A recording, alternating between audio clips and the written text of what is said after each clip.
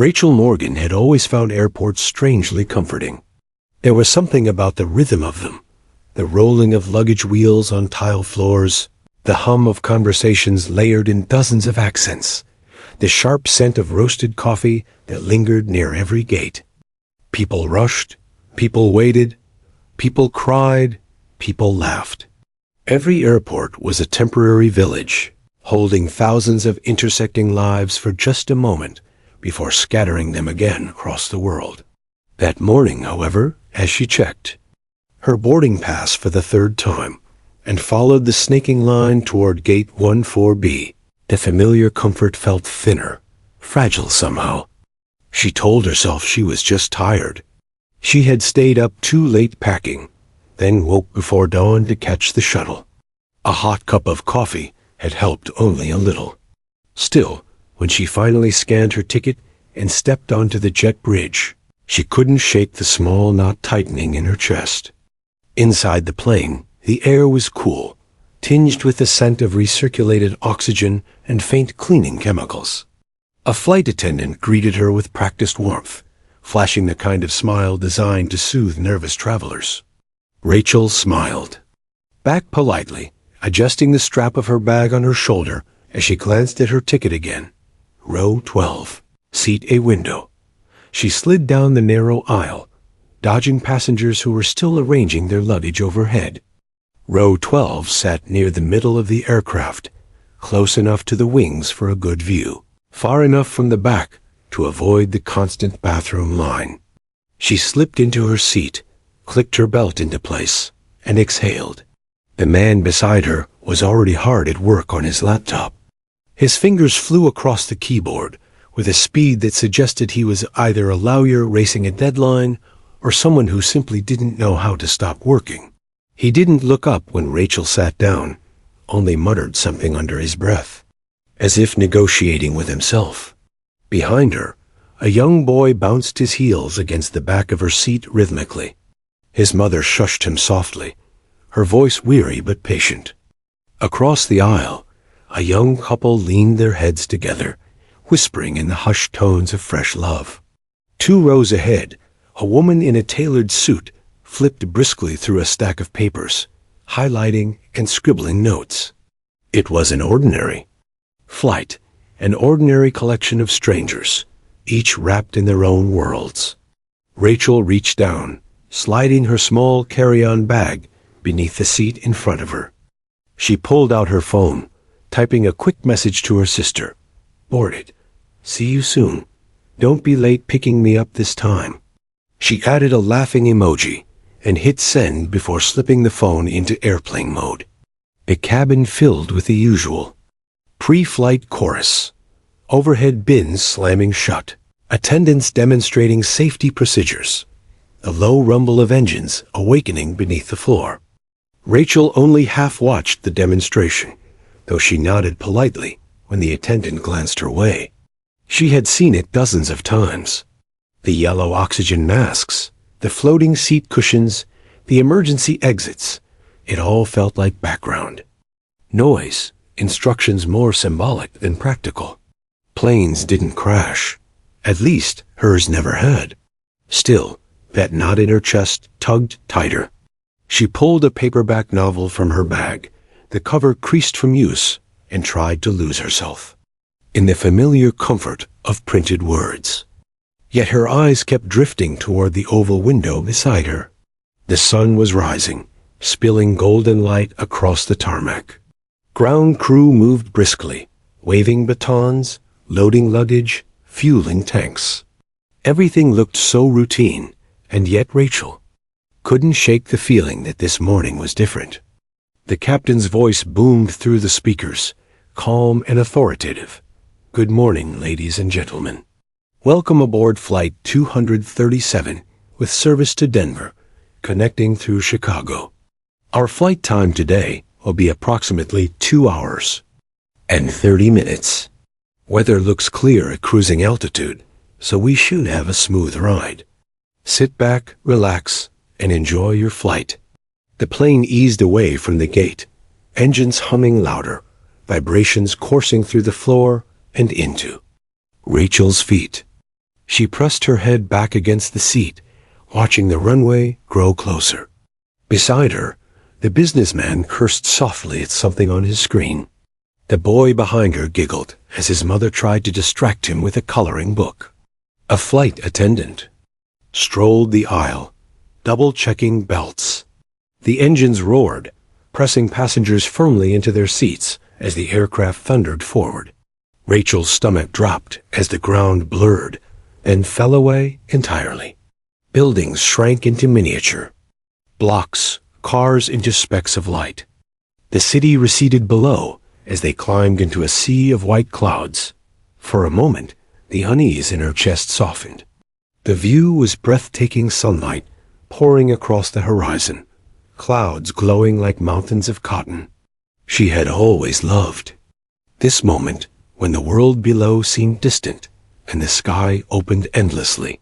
But then came a faint rattle, subtle at first, like loose change in a pocket. Rachel frowned, glancing up as the overhead bins vibrated slightly.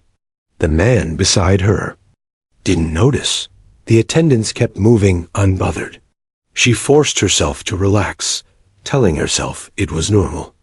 Planes rattled. The sky wasn't perfectly smooth. She opened her book again, determined to focus. The words blurred slightly as the plane tilted gently to the left, leveling into its cruising altitude. She inhaled deeply, willing her nerves to settle. This was just another flight. Millions happened every day without issue. And yet, somewhere deep in her chest, that whisper returned.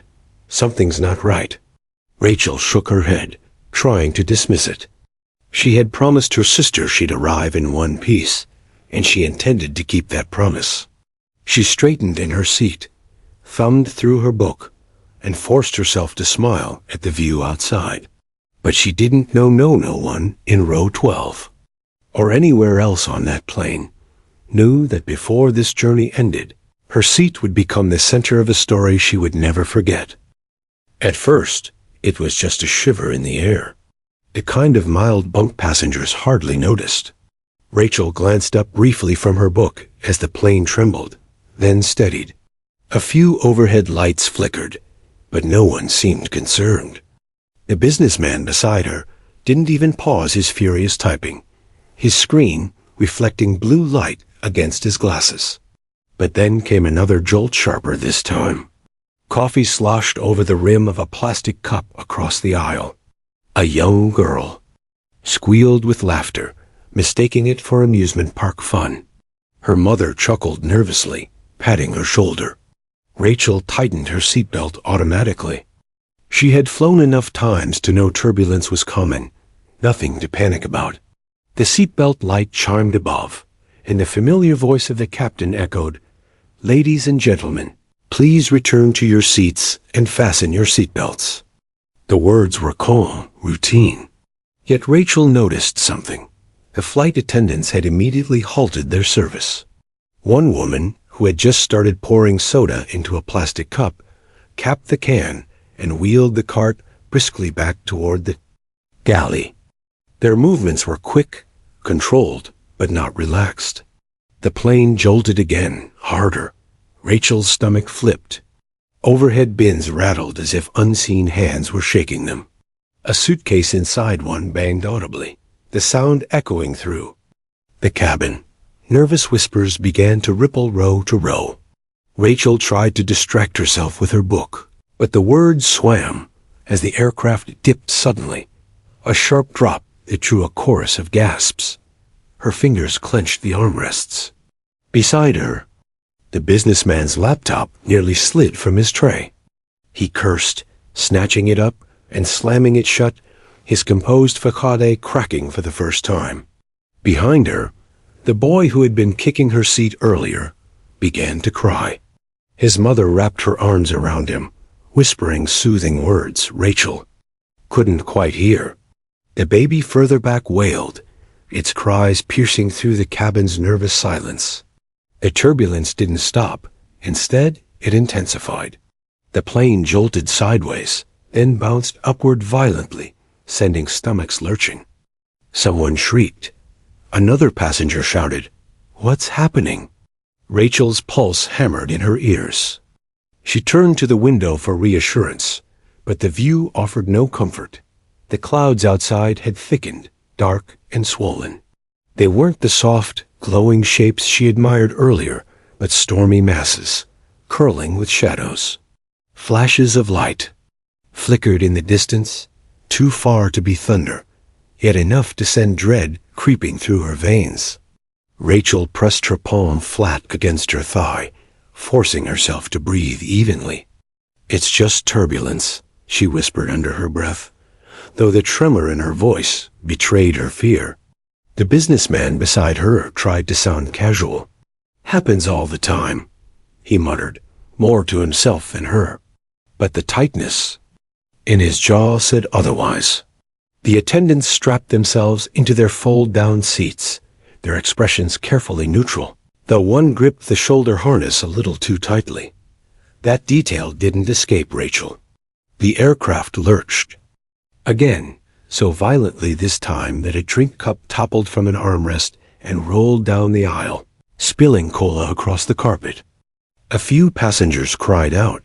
One man reached instinctively for the call button, then froze, realizing no attendant would dare leave their seat now. Rachel's heart pounded against her ribs like a drum. She tried to remember the breathing exercises her sister had once taught her during a panic attack. Inhale, hold, exhale, but each attempt shattered with every new jolt. The captain's voice finally broke through, crackling over the intercom.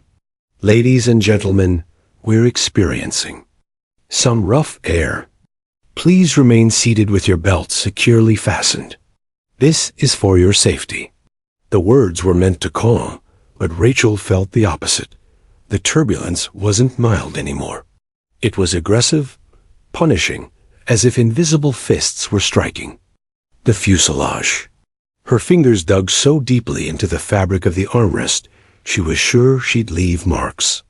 Suddenly, the plane dropped. Not a mild dip, but a stomach-wrenching plunge that felt endless. Gasps turned to screams.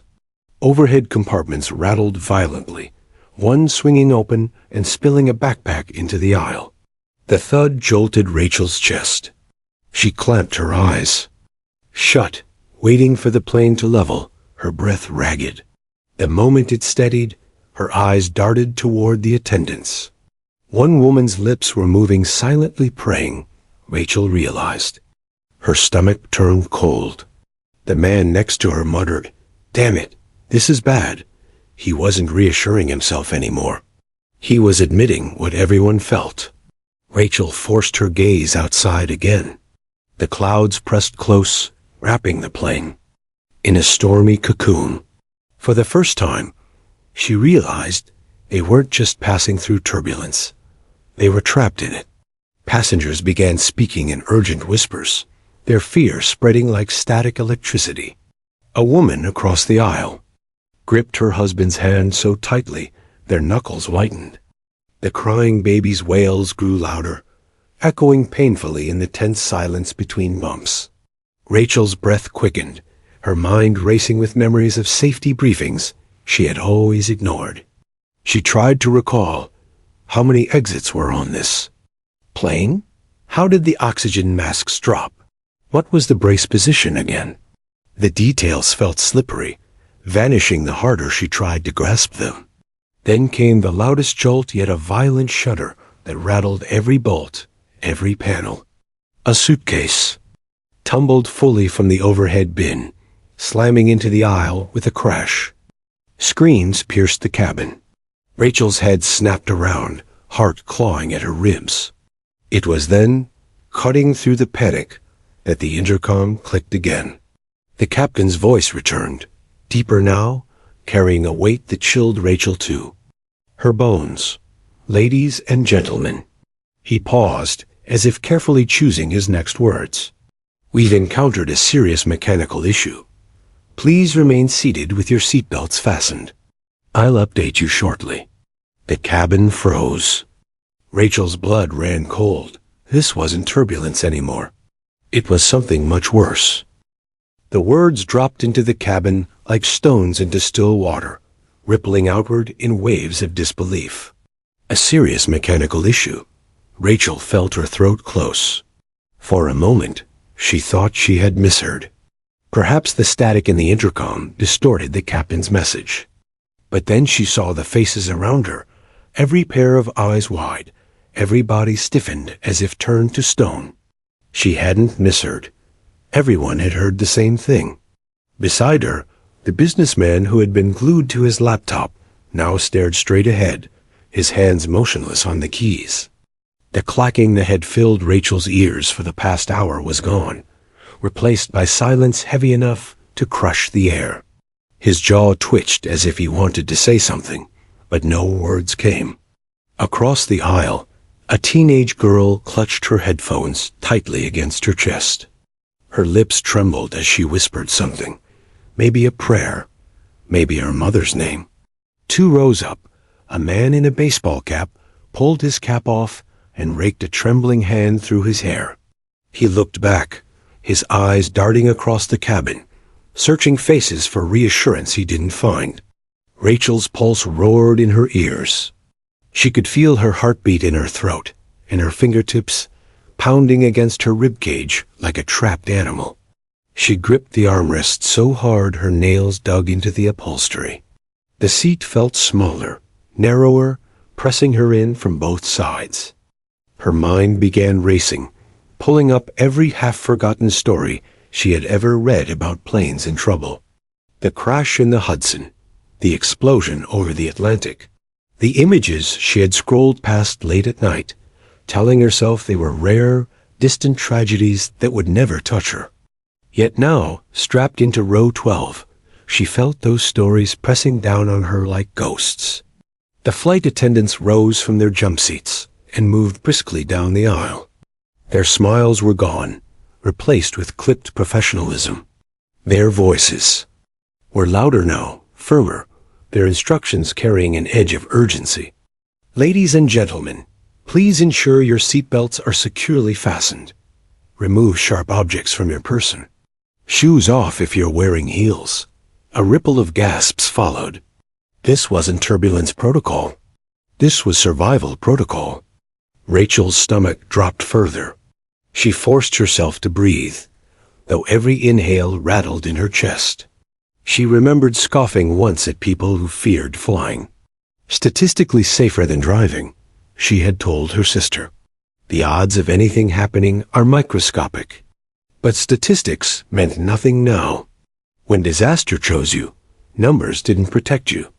The businessman beside her finally spoke, his voice low, as if he didn't want to believe his own words. Mechanical issue. What does that mean? Engine? Landing gear?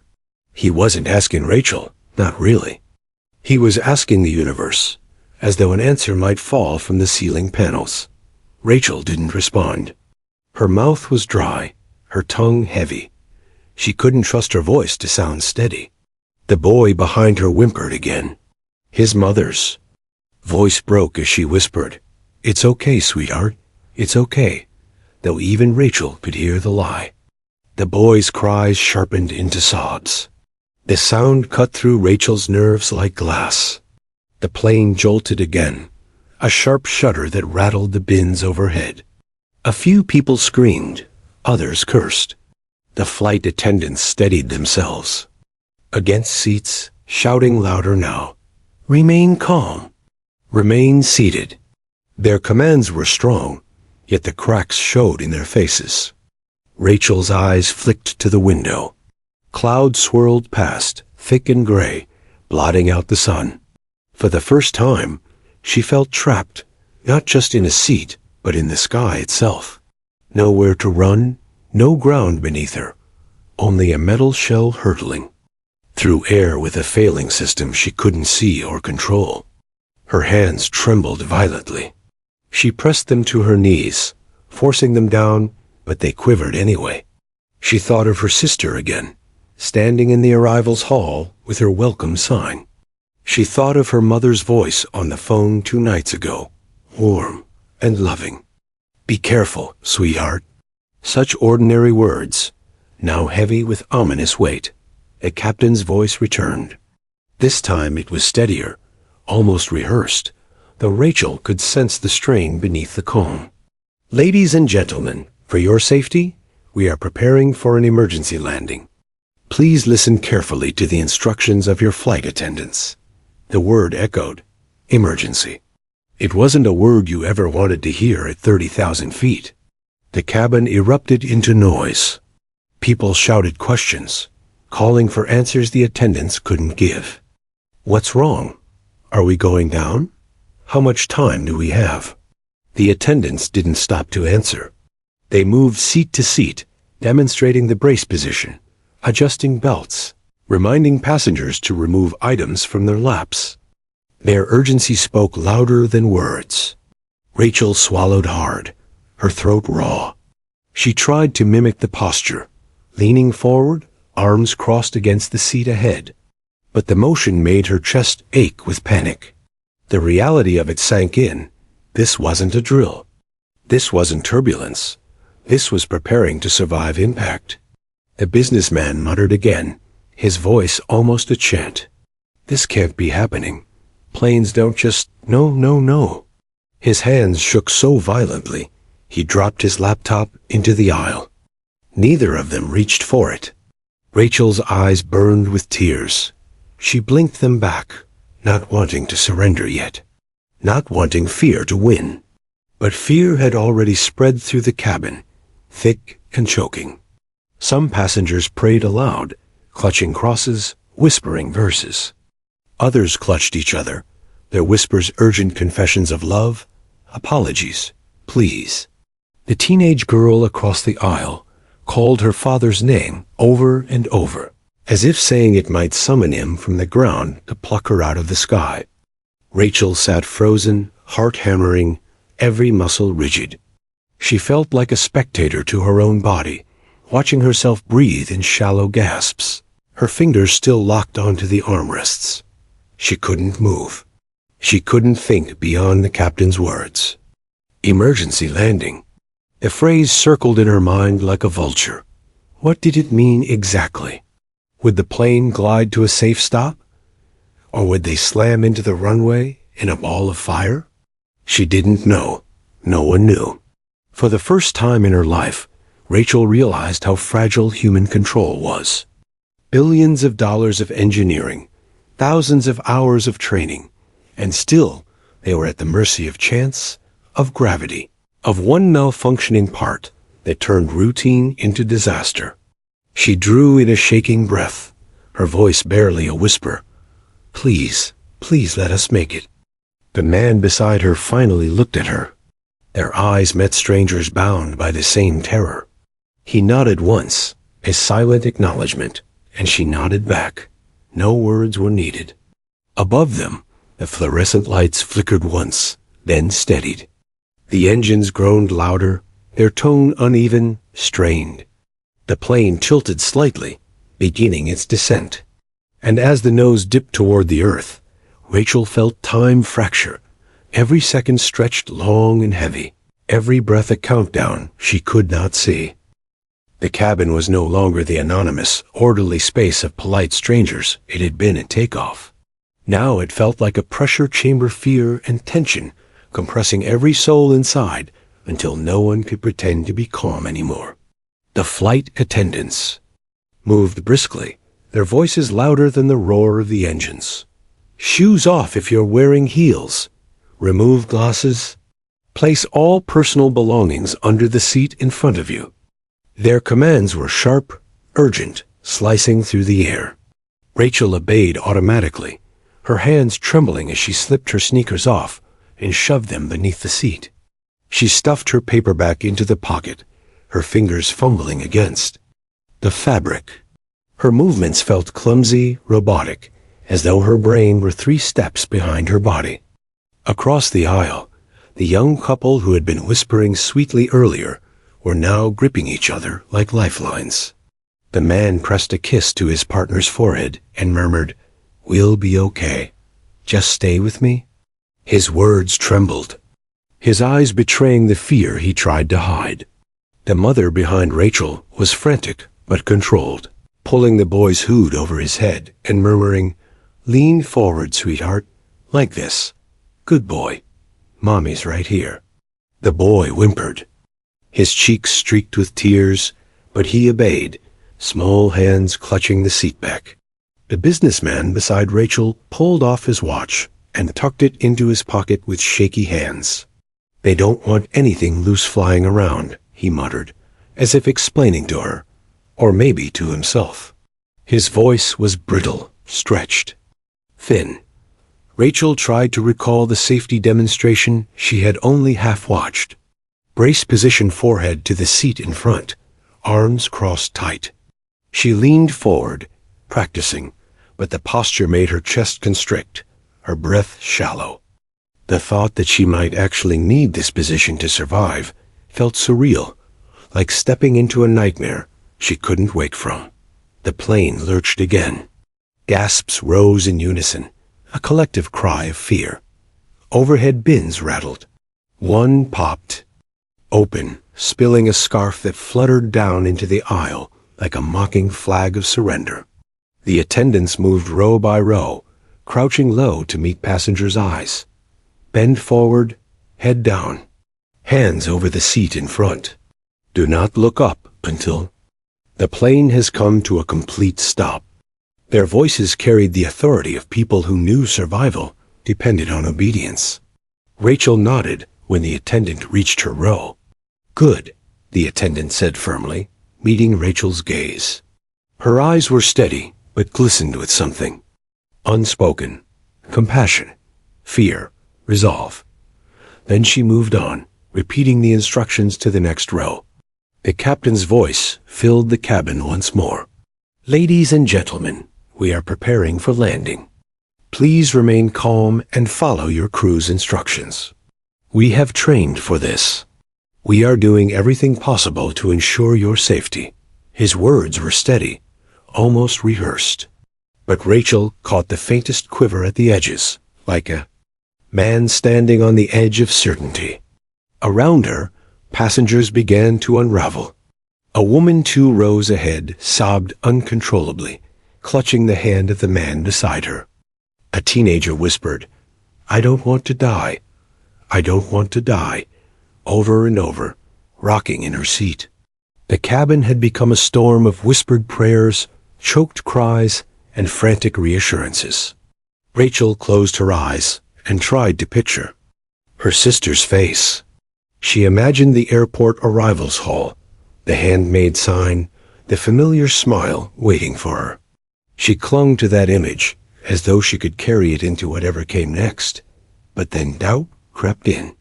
What if she never makes it there? What if this is the end, right here in row 12? The thought struck like lightning. Her breath hitched.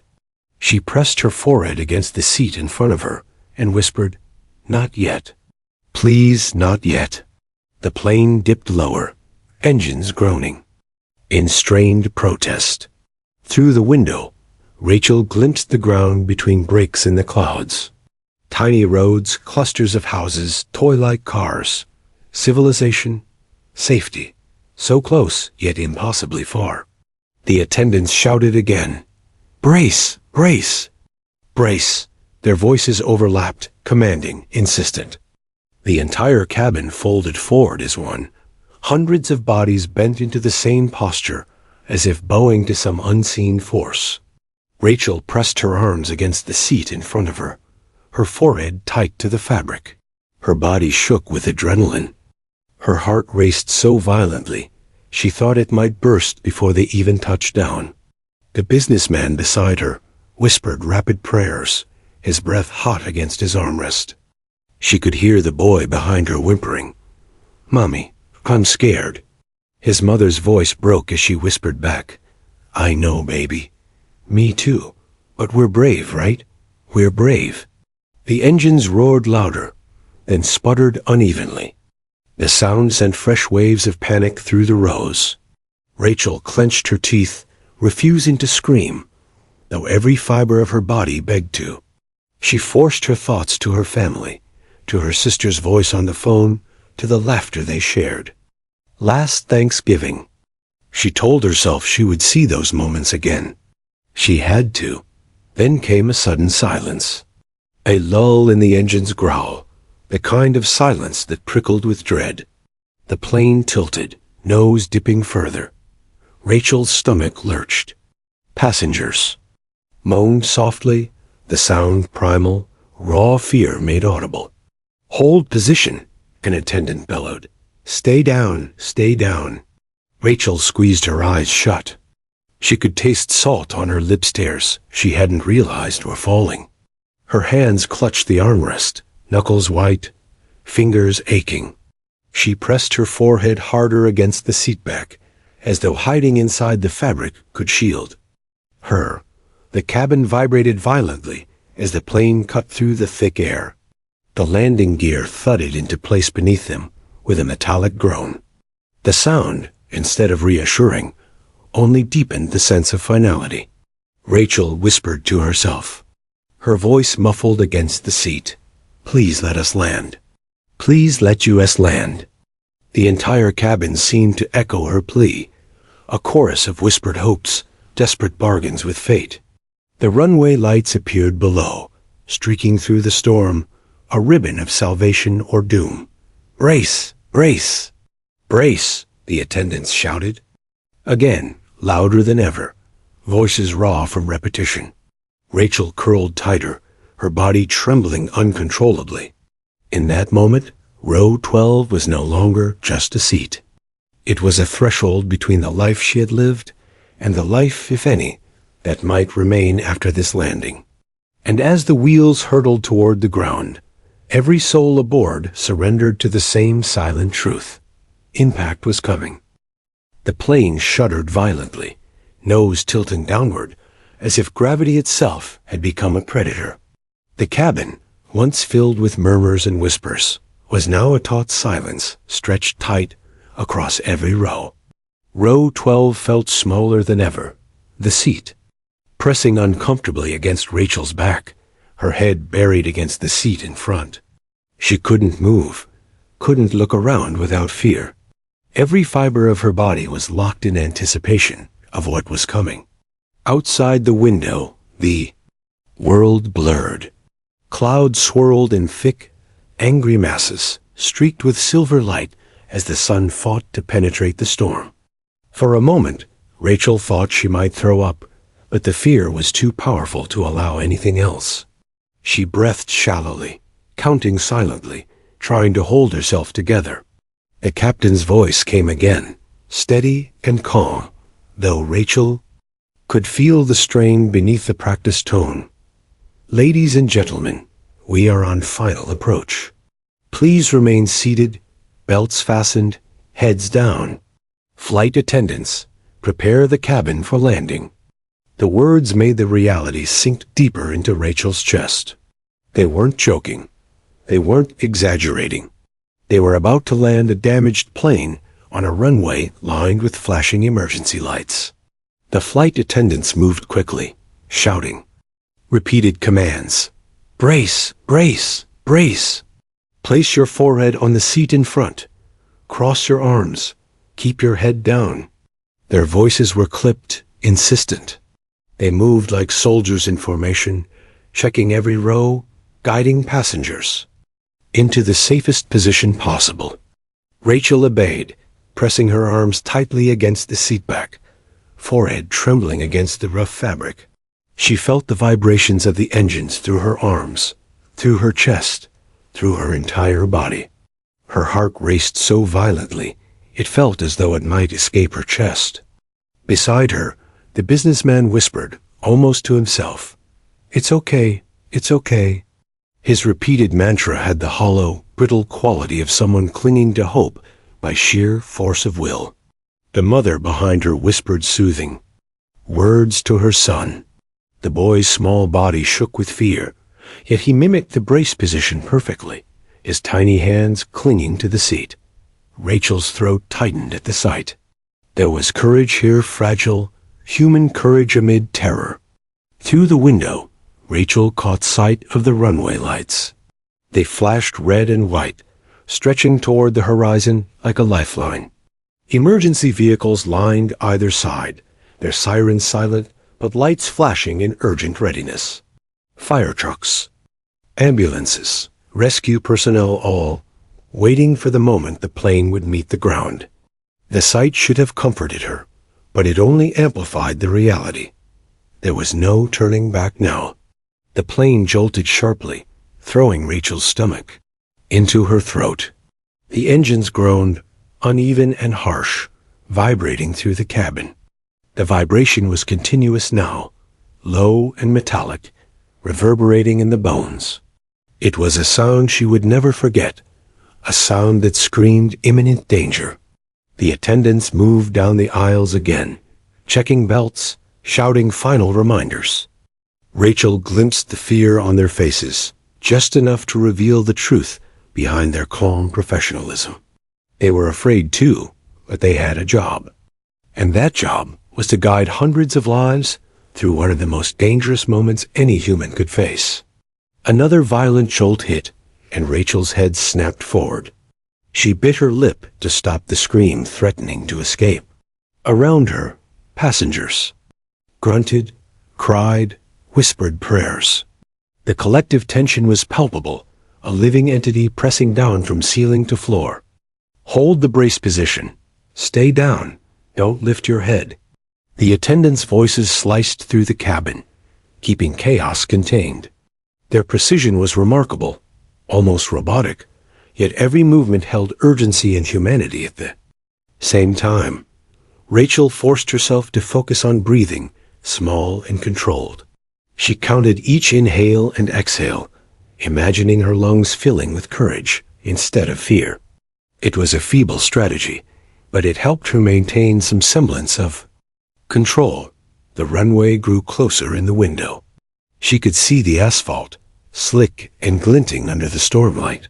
Emergency lights flashed on either side, red and blue beacons illuminating the tense runway corridor.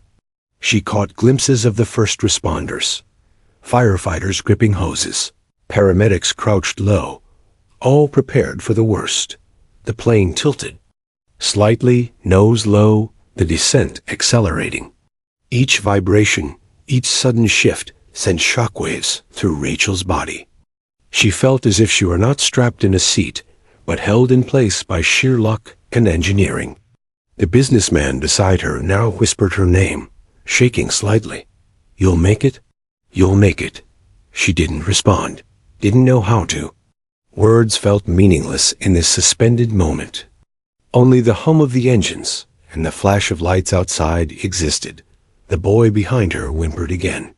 His mother's hand gripped his back, stroking, whispering, "We're brave, we're brave." Rachel's eyes stung with tears she couldn't allow herself to shed. Not yet. Not while the plane still hurtled toward the earth. She tried to focus on anything tangible. The window frame, the seat back in front of her, the hum of the emergency lights outside. Then came the loudest, most violent jolt yet. The fuselage shuddered as though struck by some invisible force. Oxygen masks above swayed lightly, the metal groan of the plane reverberating through the cabin. Rachel's knuckles whitened around the armrests.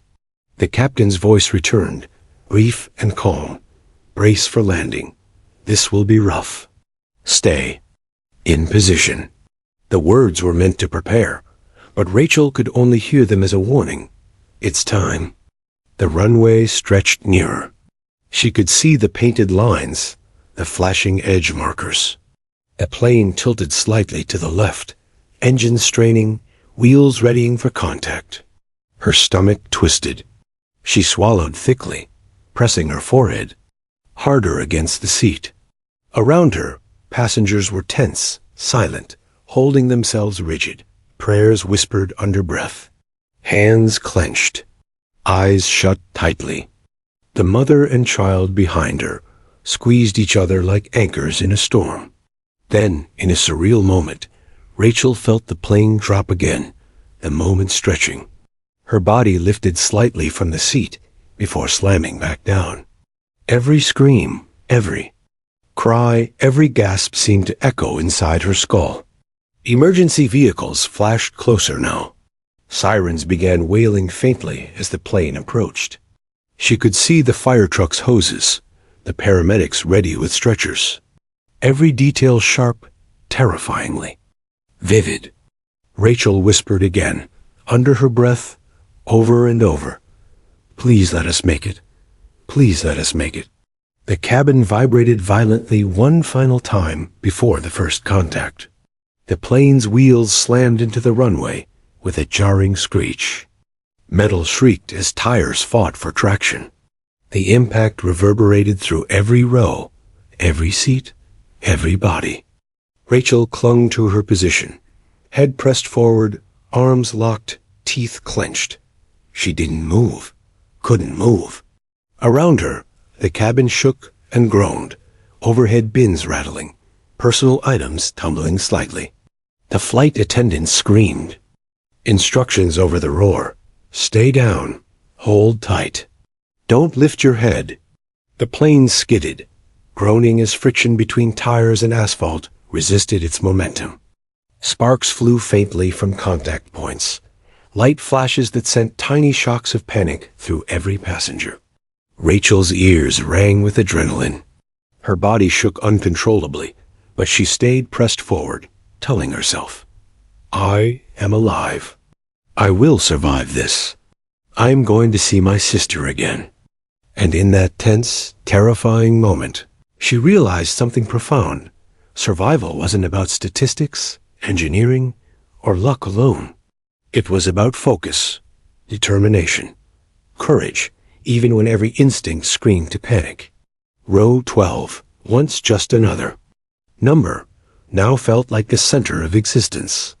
The runway stretched ahead. The plane fought to slow. The emergency crews waited. And Rachel, raced and terrified, felt every second of the descent in a heartbeat that seemed to stretch into eternity. The first contact with the runway hit like a hammer to the chest. The wheels screamed against asphalt, metal groaning in protest as the fuselage shuddered violently. Every passenger was flung forward in unison, pressed hard against their seatbelts. The force reverberated through Rachel's entire body, her head snapping against the seat in front. Her teeth clenched instinctively, a gasp of air caught in her throat. The impact was deafening, a cacophony of groaning metal, rattling bins, and the high-pitched shrieks of terrified passengers. For a heartbeat, there was a surreal silence, as if the world had paused to register the moment. Then chaos erupted. Overhead compartments popped open under the force, spilling bags and items into the aisles. A laptop tumbled from a tray, sliding across the carpet and skidding into the businessman's foot. He yelped, dropping his hands. To brace himself, Rachel pressed harder against her seat, gripping the armrests until her fingers ached. Every muscle in her body was taut, every nerve screaming. She could hear the cries of children, the groans of adults, and the panicked barking of a man shouting for his wife.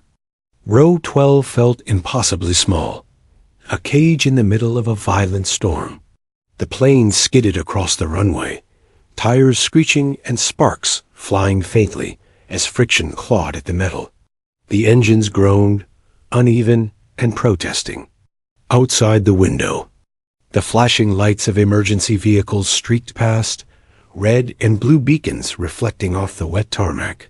Fire trucks, ambulances, rescue personnel all waiting, ready to respond.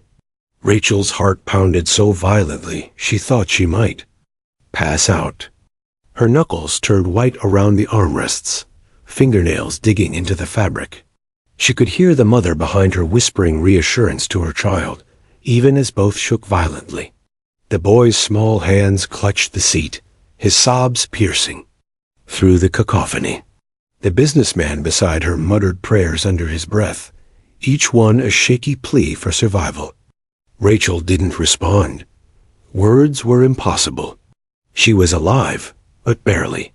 Every breath burned in her chest. Every muscle screamed. The plane's violent skidding pressed them further into their seats, as though gravity itself had intensified. Tenfold. A sudden lurch sent the cabin tilting slightly to the left. Rachel's stomach dropped again, a second terror she hadn't anticipated. Overhead lights flickered, casting long, uneven shadows that made the plane feel even smaller. The smell of smoke crept faintly into the air, acrid and terrifying. Panic began to ripple through the rows behind her. "Evacuate! Evacuate now!" One of the attendants screamed over the din, her voice urgent but controlled. "Remain calm. Follow instructions. Move quickly." Passengers scrambled, stumbling over luggage and each other, some shouting, some sobbing, some frozen in disbelief. Rachel's first thought was to stay buckled, but instinctively she unfastened her belt. When the attendant signaled, she pushed herself up, knees shaking violently, gripping the seat for support. The aisle was chaos. A woman in front of her tripped over a rolling suitcase, screaming as she fell. A man helped her up, but then nearly collided with another passenger. Sliding down the aisle, the sounds of frantic breathing, crying, and the scraping of shoes on carpet filled the plane. Rachel's eyes darted to the emergency exit doors. The slides had deployed, bright yellow and flapping wildly in the wind. People were climbing down, some sliding too fast, some hesitating in terror. She watched, momentarily frozen, as the mother and child behind her began moving toward the nearest slide. The boy clung to his mother's hand, sobbing, but she kept her voice steady, guiding him like a lifeline. Rachel felt a hand on her shoulder. The businessman from row 12 had reached her. "Come on," he said, voice tight but resolute. "We can make it." She nodded, swallowing hard, and followed him toward the exit, her legs trembling uncontrollably. The floor vibrated beneath them as the plane continued to settle on the runway. Smoke curled faintly from the rear, but emergency personnel were already directing hoses toward the tail. Sirens screamed outside. Firefighters ran alongside the plane, shouting directions, their helmets glinting in the flashing lights. Rachel's mind moved faster than her legs. Don't look down. Don't trip. Keep moving. Keep moving. Every instinct screamed at her to survive, to escape this metal tomb.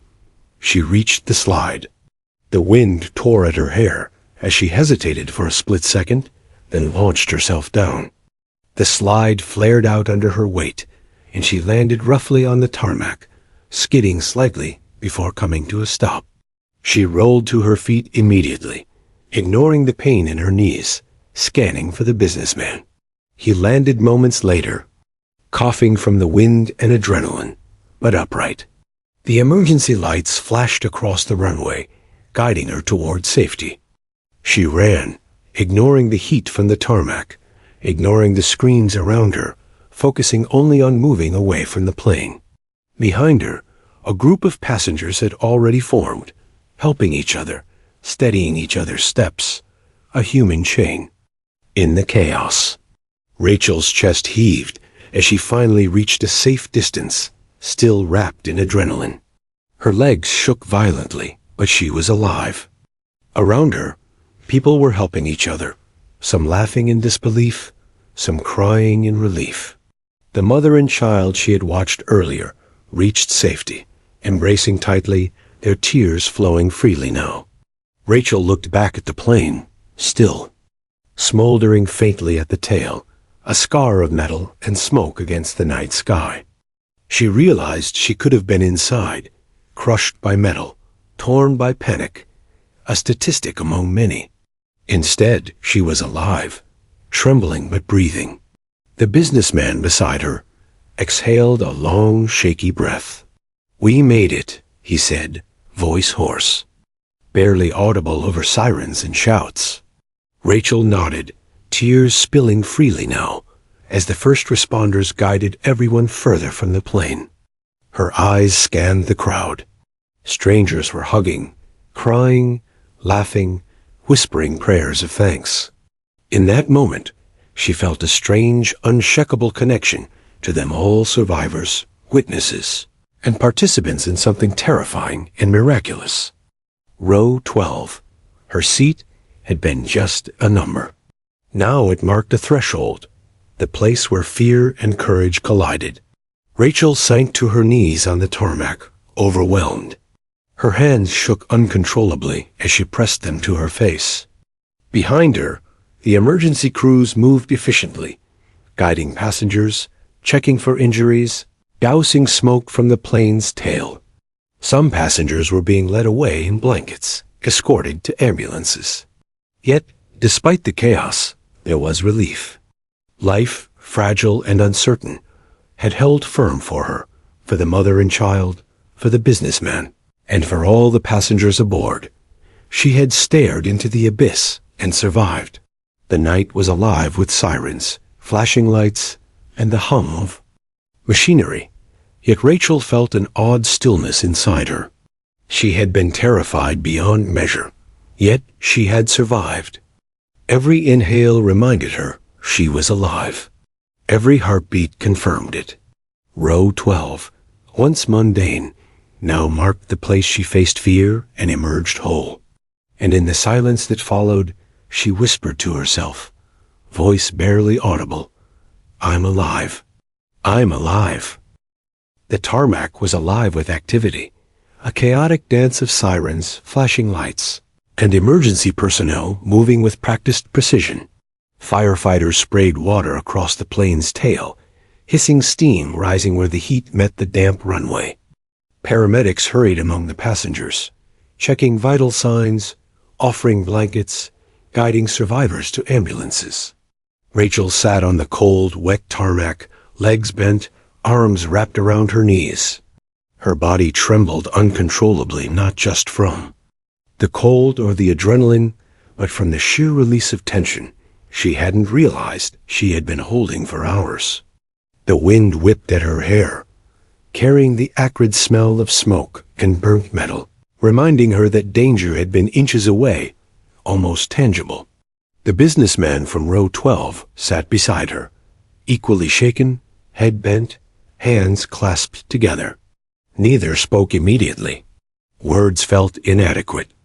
Around them, passengers cried, hugged each other, or stared blankly into the distance, processing in their own ways the terrifying events that had just unfolded. Rachel's gaze wandered across the runway.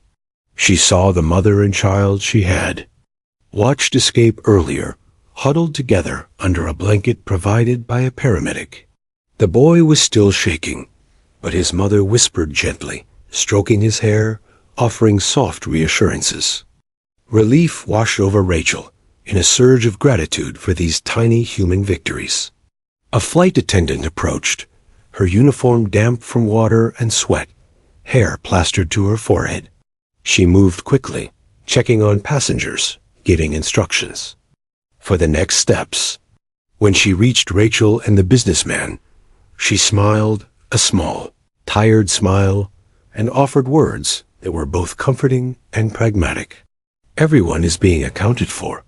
You're safe now, but please stay here while we check for injuries and move passengers to the terminal." Rachel nodded, unable to respond verbally. Her voice had been lost somewhere during the panic, replaced with a tremor she couldn't control.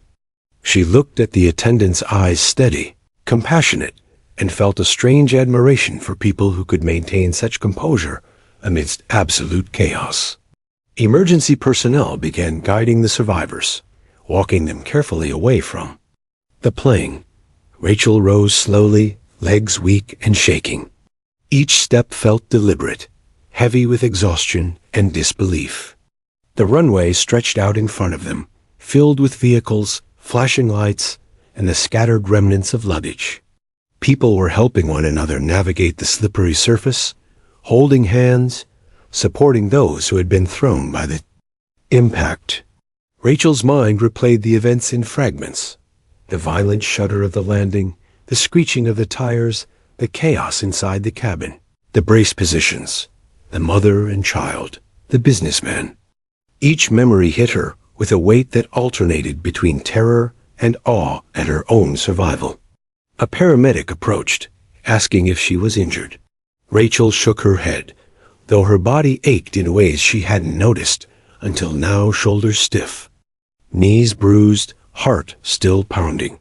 The paramedic nodded, moving on to check others, leaving her momentarily alone with her thoughts. She wandered a few steps further, looking at the plane now from a distance. The tail still hissed with escaping. Steam, faint smoke curling upward, a reminder of how close the emergency had come to disaster. It was no longer a sleek vessel of comfort and routine. It was a scarred survivor, like them all. Rachel sank back to the tarmac, this time intentionally, resting her hands on her knees and letting her gaze sweep the scene. Passengers clung together, some crying silently, others embracing in relief. The mother and child were now joined by a small group, comforting one another, murmuring prayers of thanks. The businessman muttered softly, almost to himself, "We made it. We really made it." Rachel felt a strange mix of emotions: grief, fear, relief, and gratitude, all tangled together. She realized the depth of the bond forged between strangers. In such moments, these people, who had been anonymous only hours ago, had shared a brush with fate, their lives intertwined by terror and survival. The attendants continued their work, guiding passengers toward the emergency buses that would take them to the terminal. Rachel followed, her legs still trembling, glancing back at the damaged plane one last time. She saw the emergency personnel moving with calm precision, each action deliberate, practiced, and heroic. Her heart swelled with appreciation for these professionals who had turned fear into order, chaos into survival. Once inside the bus, the survivors settled into seats in silence. The interior smelled faintly of smoke and wet clothing. Rachel sat beside the businessman, still trembling, but beginning to feel a slow sense of safety. Outside, the runway disappeared behind them as they headed toward the terminal. Her mind wandered to her sister, imagining the scene at the arrivals. Hall, her sister pacing, worried, unaware of the terror Rachel had faced. Relief and guilt intermingled. She had survived, but others had been terrified. She had been terrified herself. The thought of reuniting with her sister, of telling her what had happened, brought tears to her eyes. At the terminal, the survivors were met with volunteers and staff who offered blankets, water, and words of comfort. Rachel accepted a blanket, wrapping it around herself, feeling the warmth seep into her shivering limbs. The chaos outside the plane had shifted into organized care, a network of human empathy and professionalism. It was almost surreal after the terror she had endured. Rachel noticed the people around her faces streaked with tears, some pale, some flushed, but all alive. She watched a group of teenagers huddled together, laughing nervously, tears still in their eyes. A man embraced his spouse tightly, whispering repeated assurances that they were okay. The mother and child she had followed earlier were now being guided by an airline official, still holding hands, still trembling. She realized something profound. Survival was not just about escaping physical danger. It was about holding on through fear, witnessing courage in others, and finding moments of humanity even in the chaos. The plane, the runway, the violent landing, all were behind them now. What mattered was that they were here, together, alive. Rachel sank into a chair in the terminal, exhausted, yet a faint smile crossed her lips. She was alive. She had survived something that could have ended her life in moments. The fear was still there, simmering beneath the surface, but it was tempered now by relief, gratitude, and a profound sense of connection with the strangers who had shared this ordeal with her. She closed her eyes for a moment, taking deep, deliberate breaths. Each inhale reminded her of life. Each exhale released a fragment of the terror she had carried. Around her, the terminal buzzed quietly, staff checking forms, passengers calling loved ones, emergency personnel coordinating the next steps. Life, normal yet forever altered, was moving forward. And in that moment, Rachel felt a flicker of something she hadn't anticipated. Awe. Awe at human resilience, at courage under pressure, at the ability to survive when the odds seemed insurmountable.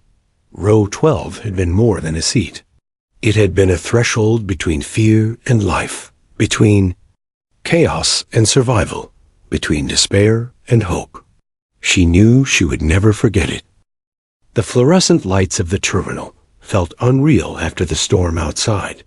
Rachel stepped off the bus, her legs still shaky, knees weak from adrenaline and tension. The crowd of survivors moved like a slow, disoriented river, some limping, some supported by flight attendants, all clutching blankets or jackets. She pulled hers tighter around her shoulders, the warmth doing little to calm the residual tremors coursing through her body. Her gaze swept across the arrivals hall, scanning for the familiar face she had imagined during the entire flight. Her sister. She pictured her pacing nervously, eyes darting, phone pressed to her ear, perhaps calling friends, family, anyone who might have a clue about her whereabouts. The thought propelled Rachel forward, each shaky step drawing her closer to safety, to reunion, to normalcy, or something like it. And then she saw her, standing near the center of the hall, holding a small handmade sign that read simply, "Welcome." "Oh, Rachel." Her sister's eyes were wide, cheeks flushed with worry, hands trembling slightly as she clutched the sign. The moment their eyes met, the tension in Rachel's body broke, and tears welled uncontrollably. They ran toward each other, a slow-motion convergence of relief and disbelief. Rachel's legs gave out halfway, and her sister caught her, arms wrapping tightly around her. The terminal seemed to vanish around them, the flashing lights, the staff, the hum of the crowd, all replaced by this singular moment of reunion.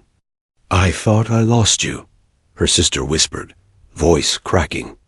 "I thought?" Rachel buried her face in her sister's shoulder, trembling, finally able to release the fear she had held like a shield. "I'm here. I'm okay," she murmured, though the words felt both miraculous and inadequate. How could words capture what had been endured? The terror, the adrenaline, the brush with fate.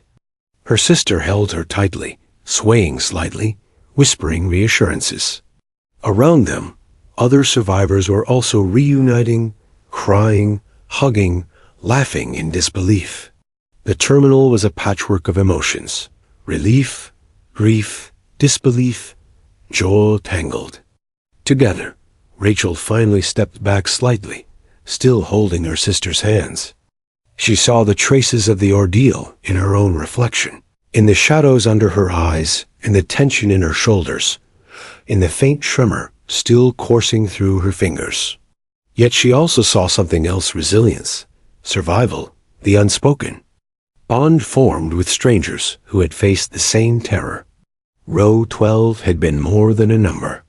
It had been the threshold where fear and courage collided.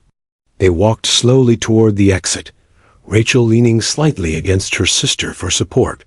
Every step was heavy, grounded in the reality that she was alive. They passed volunteers and staff, some offering water and blankets, others simply nodding in quiet understanding. The world felt both familiar and altered, the sky beyond the terminal bright with clearing clouds, the air crisp and biting, carrying away the smoke and storm from the runway. Rachel couldn't stop replaying moments in her mind: the violent shudder of the landing, the screams, the brace positions, the mother and child, the businessman, the flight attendant's calm authority. She had lived through chaos and emerged, shaken but intact. Every breath she took now was a small victory. Every heartbeat a reminder of life continuing despite danger. Her sister squeezed her hand. "Do you want to sit?" she asked softly. Noticing Rachel's fatigue, they found a quiet corner, and Rachel sank into a chair, finally letting her body relax slightly. She stared at the floor for a moment, collecting herself, processing the overwhelming mix of fear, relief, and gratitude. I can't believe we're alive," she murmured, more to herself than anyone else. Her sister nodded, tears spilling freely. "We are. We made it. You made it. That's what matters." Rachel's mind wandered to the other passengers, strangers who had shared row 12, who had survived alongside her. She imagined them leaving the terminal, going home to loved ones, each carrying the memory of the plane, the emergency landing, and the unspoken bond forged in fear. She felt a profound connection to them, a silent gratitude for shared survival, and the courage witnessed in the smallest gestures. A mother guiding her child, a stranger lending a hand, flight attendants commanding authority while trembling inside. Hours later, after statements had been taken and the survivors processed, Rachel and her sister finally stepped outside. The night air was cold but refreshing, carrying the scent of wet pavement and ozone from the storm. Emergency vehicles had cleared, leaving behind only a faint hum of activity. The plane remained on the tarmac, still scarred but intact, a testament to engineering, human skill, and sheer luck. Rachel's sister wrapped her arm around her. "Do you want to talk about it?" she asked. Rachel shook her head. "Not yet," she replied softly. I need to breathe first." She looked back toward the terminal and thought about the passengers she had watched survive with her, the mother and child, the businessman, the teenager with tears. In her eyes, the flight attendants who had guided them through every movement. She would never forget them, never forget row 12, never forget what survival had in its rawest form. They walked slowly to their car, the lights of the terminal fading behind them. Rachel felt a mixture of exhaustion and awe. The fear hadn't entirely left her. It lingered, a faint hum beneath every heartbeat, but it was tempered now by gratitude, relief, and understanding. Life was fragile, unpredictable, and terrifying, but it was also resilient, enduring, and miraculous. As they drove away from the airport, Rachel reflected on the journey. Row 12 had been more than a seat. It had been a crucible where fear, courage, and human connection fused. She had stared into the abyss, faced the possibility of death, and emerged with an intimate understanding of life's preciousness. She knew the memory would stay with her forever, etched not only in fear but in resilience, gratitude, and a deeper appreciation for the moments she had once taken for granted. Her sister reached over, squeezing her hand gently. "We're home," she said softly. Rachel nodded, tears slipping freely now, a mixture of relief, sorrow, and awe. "Yes," she whispered, "we're home." And in that quiet moment, the world felt both fragile and infinite, full of possibility and painfully beautiful. She had survived, and that survival carried a weight and clarity she would carry forever. Row 12 would always be more than a number. It was where fear met courage, where ordinary strangers became witnesses to each other's humanity, and where life, in all its fragility, triumphed against the odds.